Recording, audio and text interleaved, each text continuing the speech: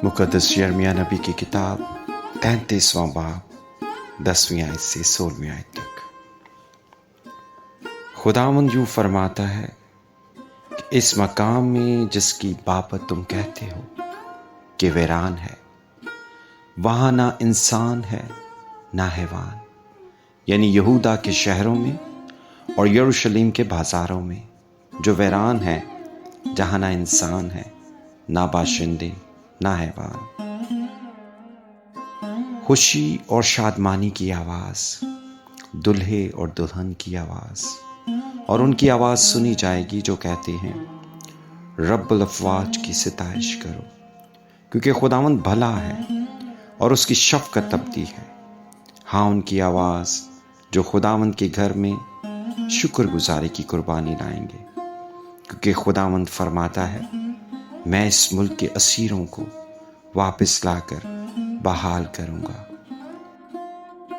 रब्बुल अफ़वाज यूँ फरमाता है कि इस वीरान जगह और इसके सब शहरों में जहाँ ना इंसान है ना हैवान, फिर चरवाहों के रहने के मकान होंगे जो अपने गल्लों को बिठाएंगे। कोहिस्तान के शहरों में और वादी के और जनूब के शहरों में और बनी मीन के इलाका में और यरूशलेम की नवाही में और यहूदा के शहरों में फिर गल्ले गिनने वाले के हाथ के नीचे से गुजरेंगे। खुदावंद फरमाता है, देख वो दिन आते हैं, खुदावंद फरमाता है कि वो नेक बात जो मैंने इस्राएल के घराने और यहूदा के घराने के हक में फरमाई है पूरी करूँगा। उन्हीं अयाम में और उसी वक्त में दाऊद के लिए सदाकत की शाख पैदा करूँगा और वो मुल्क में अदालत और सदाकत से अमल करेगा।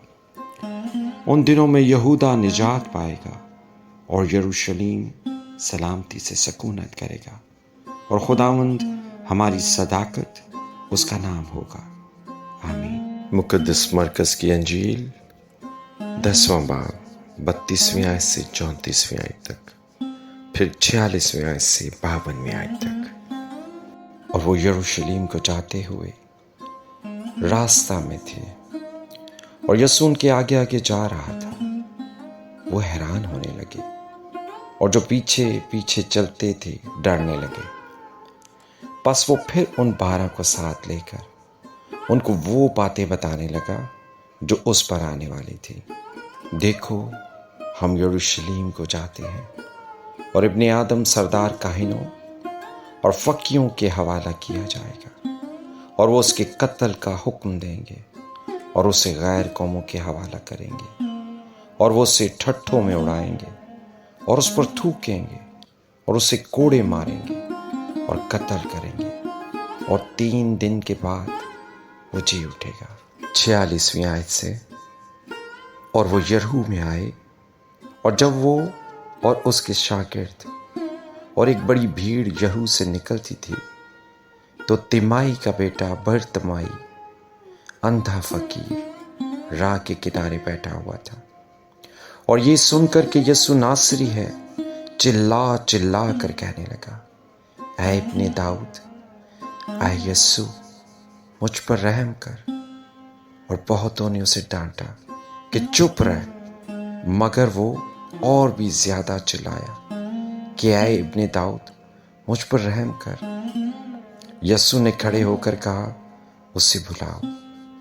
बस उन्होंने उस अंधे को ये कहकर बुलाया कि खातिर जमा रख, उठ, वो तुझे बुलाता है।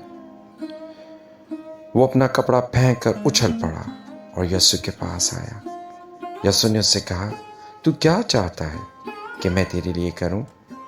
अंधे ने उससे कहा, ऐ रब्बूनी, ये कि मैं बीना हो जाऊं। यीशु ने उससे कहा, जा, तेरे ईमान ने तुझे अच्छा कर दिया। वो फिलफौर बीना हो गया और राह में उसके पीछे हो लिया। आमीन।